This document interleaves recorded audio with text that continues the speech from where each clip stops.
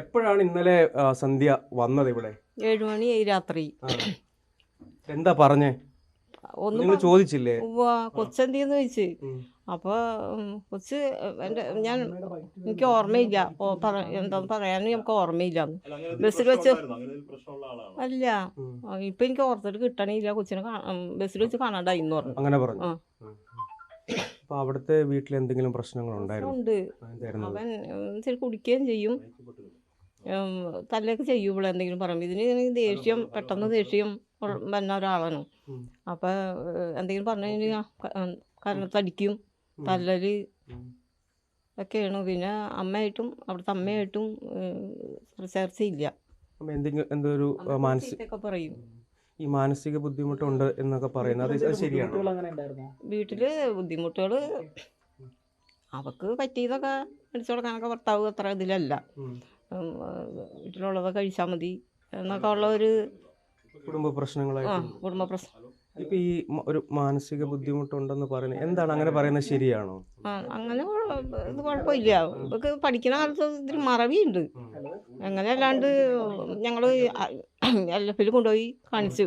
അപ്പോൾ അവർ കഴിഞ്ഞ മാസത്തിൽ 1 മാസം കൂടെ വന്ന് നിന്നവള് ഒറ്റയ്ക്ക്. മക്കളവിടെയായിരുന്നു. കാണിച്ചോ?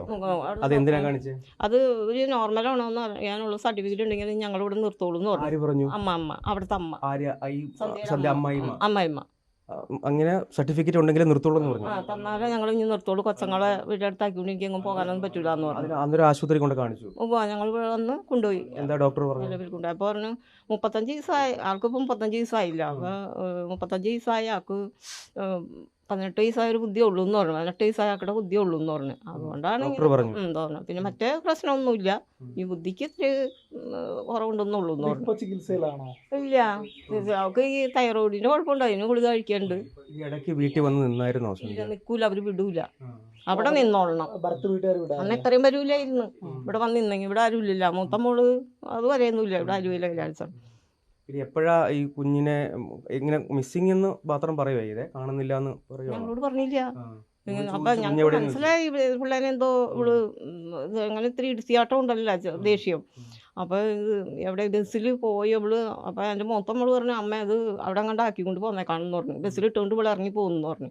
ഇങ്ങനെ ചെയ്യുമെന്ന് ഞങ്ങൾ സ്വപ്നത്തിൽ ഓർക്കണില്ല. അതിനുള്ളൊരു കാര്യം അവിടെ പോലീസിൽ അറിയിക്കണം.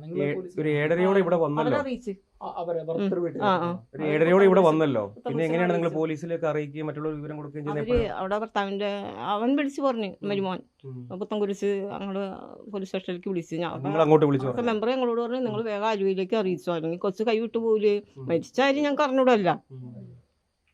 നിങ്ങൾ ഇത്രയും വലിയ കൈ വെക്കുമെന്നുള്ളത് അറിയാൻ വേണ്ടായില്ല.